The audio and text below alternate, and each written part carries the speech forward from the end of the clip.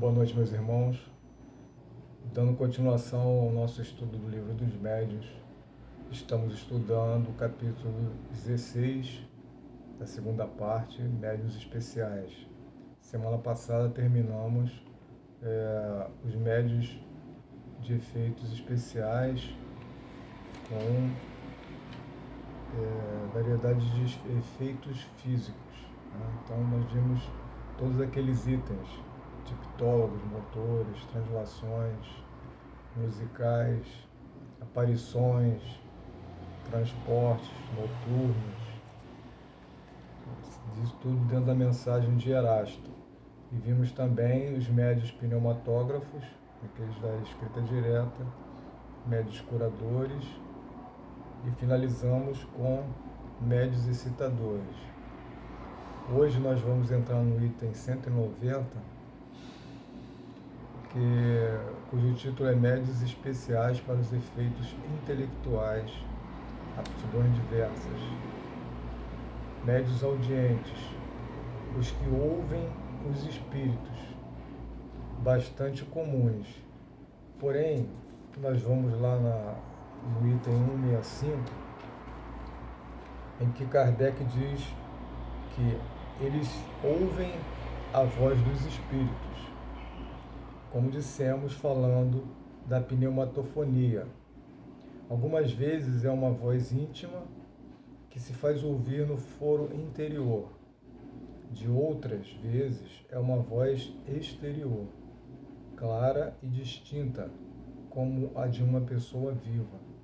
Então os médiuns audientes ouvem com grande nitidez o que o espírito está falando. Aqui, mais uma vez, eu abro uma observação quanto ao cuidado que o médium deve ter com a sua conduta moral, pois que as conversações, o que ele vai ouvir, o tipo de espírito que vai se aproximar dele vai depender da sua sintonia. Então ele tem que vigiar os seus pensamentos, as suas atitudes, para que se forme um ambiente sempre favorável, para que ele tenha sempre boas companhias. É claro que em alguns casos, espíritos sofredores, espíritos que precisam de um acolhimento, eles vão se aproximar. Mas se o médium tiver uma condição superior adequada, ele vai ouvir com esses espíritos necessitados numa reunião mediúnica, mas com uma mediação de espíritos superiores. Os médiuns audientes podem, assim, entrar em conversação com os espíritos. Quando têm o hábito de se comunicarem com certos espíritos, os reconhecem imediatamente pelo caráter da voz. Então a gente viu em alguns casos, com Chico Xavier, com o próprio Divaldo, que tem uma intimidade grande com os seus mentores, né, o Chico com Emmanuel. Então eles conversavam como se estivessem presentes fisicamente, nos diálogos. Tanto Chico quanto Divaldo reconheciam os seus mentores pela voz, sentiam sua presença, conversavam com eles diretamente. Quando não se está por si mesmo dotado dessa faculdade, pode-se igualmente se comunicar com o espírito por intermédio de um médium audiente que ocupe a função de intérprete. Então, quando o médium não tem essa condição, ou não está naquele momento, ele pode usar um médium que seja audiente como intermediário. Tudo isso numa reunião mediúnica. Esta faculdade é muito agradável quando o médium não ouve senão os bons espíritos. É claro que se você está com uma companhia agradável, a conversa vai ser agradável. Se não vai ser tão agradável assim, né? Somente aqueles os espíritos bons que ele ouve, mas ele também pode chamar algum que ele seja mais afim, mais confiável. Mas não ocorre o mesmo quando um mau espírito se obstina junto dele e o faz ouvir, a cada minuto, as coisas mais desagradáveis e algumas vezes as mais inconvenientes.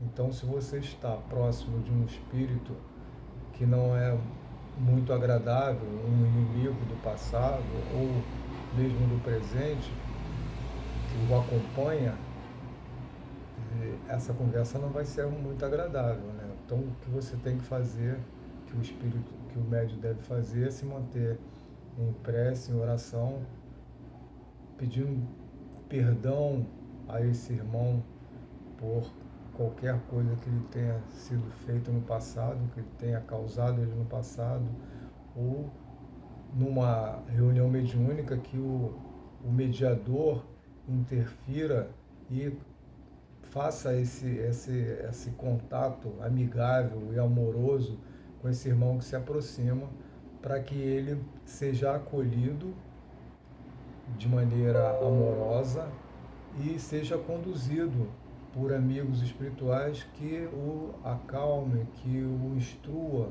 para que ele possa elevar seu nível de pensamento, de atitude e facilitando a conversação.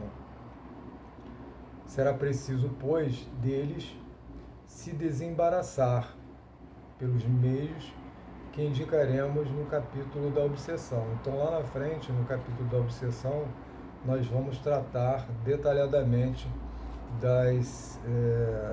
de como se fazer para se desembaraçar, se desvincular desses irmãos que causam esse tipo de problema. Então, tem uma frase aqui que diz que há muitos que creem ouvir o que não está senão em sua imaginação. Então, até isso tem que tomar cuidado. Então, alguma coisa pode estar confundindo algo que está em sua imaginação e o médium achar que está ouvindo alguma conversação de um espírito. Aí, fala aqui no item seguinte, médiuns falantes, aqueles que falam sob a influência dos espíritos, bastante comuns. A gente retorna lá no 166, que diz o seguinte: os médiuns audientes, que apenas transmitem o que ouvem, não são propriamente falando, médiuns falantes. Estes últimos, com muita frequência, não ouvem nada. Neles o espírito atua sobre os órgãos da fala, da palavra, como atua sobre a mão dos médiuns escreventes. Então, o médium, nesse caso, ele está sendo apenas um instrumento, né? Porque o espírito está atuando sobre os órgãos da palavra, como atua na mão do médium psicógrafo, escrevente. É considerado um efeito intelectual porque essa mensagem, essa conversação está passando pela mente do médium. O espírito, querendo se comunicar, serve-se do órgão no qual encontra mais flexibilidade no médium. De um empresta a mão, no caso da psicografia, de outro a palavra, de um terceiro o ouvido. O médium falante se exprime geralmente sem ter a consciência do que diz e frequentemente diz coisas completamente fora de suas ideias habituais, de seus conhecimentos e mesmo do alcance de sua inteligência. Então, médiuns que de pouca intelectualidade podem ser utilizados por espíritos superiores com grande conhecimento. Então, o médium pode transmitir mensagens, informações científicas, informações muito detalhadas, mesmo tendo uma formação intelectual baixa. Embora esteja perfeitamente desperto e num estado normal, raramente conserva a lembrança do que disse. Em suma, a palavra é nele um instrumento do qual se serve o espírito. Então, o médium é utilizado pelo espírito como um instrumento para as mensagens do espírito. Então, vamos ficando por aqui. Na semana seguinte, nós vamos continuar com o item 190, médios videntes. Que Jesus nos abençoe hoje e sempre.